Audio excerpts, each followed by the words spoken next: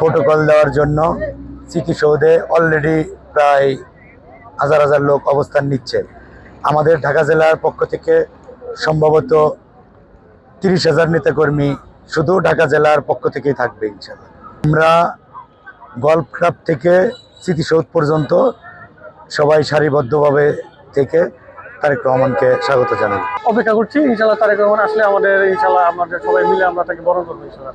আমাদের তারেক রহমান সাহেব যে আজকে 2:30টার সময় এখানে আসবেন, আমরা তার অপেক্ষায়, তার নেতৃত্বে আমরা এখানে তাকে শুভেচ্ছা এবং স্বাগতম জানানোর জন্য আমরা দাঁড়িয়েছি, আমরা অপেক্ষা করছি।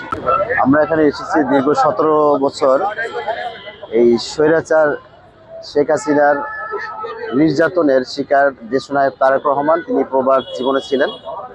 আপনারা জানেন গতকালকে তিনি বীরের বেশে বাংলাদেশে এসে পৌঁছেছেন।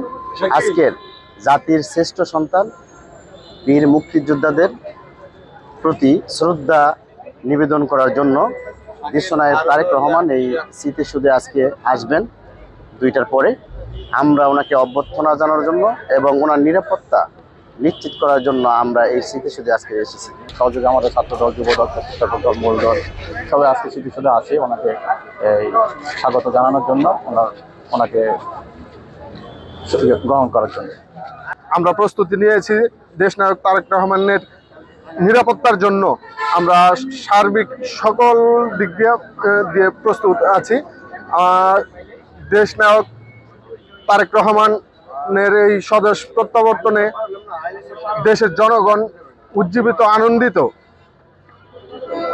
তাকে রিসিভ করার জন্য আমরা সর্বাত্মকভাবে প্রস্তুত আছি।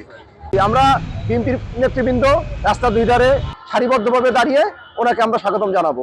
নেতাকর্মীরা সুশৃঙ্খলভাবে ওনাকে স্বাগতম জানিয়ে ওনাকে সুন্দরভাবে যেন আজকের এই প্রোগ্রাম শেষ করতে পারে এর জন্য সহযোগিতা করবে।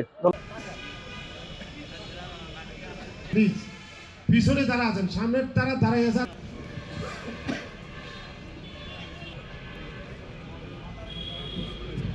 গেটম্যান ডিউটি ছাড়া গেটম্যান